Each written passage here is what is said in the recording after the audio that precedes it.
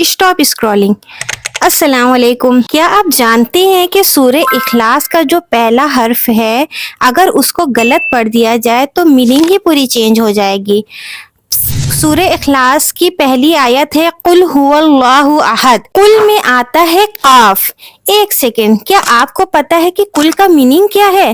قل کی میننگ ہوتی ہے کہ کہو، یعنی اللہ تعالیٰ اپنے نبی صلی اللہ علیہ وسلم سے فرما رہے ہیں کہ قل هو اللہ احد، کہہ دیجئے کہ اللہ ایک ہے۔ ذرا سوچئے کہ اگر قاف کی جگہ کاف پڑھ دیا، جس کو چھوٹا کاف بولتے ہیں، وہ پڑھ دیا جائے قل میں، قل کی جگہ کل پڑھ دیا جائے تو اس کی میننگ ہی پوری چینج ہو جائے گی۔ قل جو حلق سے نکلتا ہے وہ قل کا مطلب ہوتا ہے کہ کہو، اور جو کل ہوتا ہے اس کا مطلب عربک میں ہوتا ہے کہ کھاؤ۔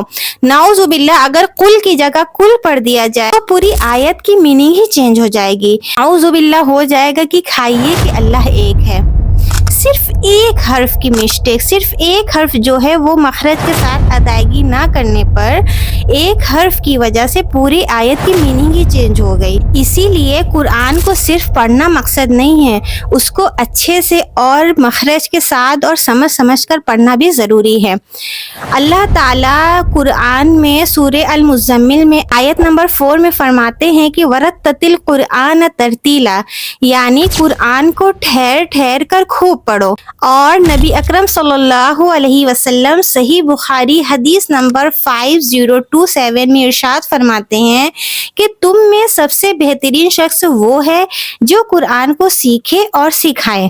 میں بھی آپ کی طرح قرآن کو سمجھنے کے اور سیکھنے کے سفر میں ہوں، کیونکہ پورا جو علم ہے وہ ایک دن میں نہیں آتا، اٹس اے جرنی۔ ذرا سوچیں کہ ہم لوگوں نے سورہ اخلاص کو زندگی میں کتنی بار پڑھا ہوگا؟ کیا صرف سورہ اخلاص کے ایک حرف پہ ہم نے غور کیا ہے کہ اس کی میننگ کیا ہے؟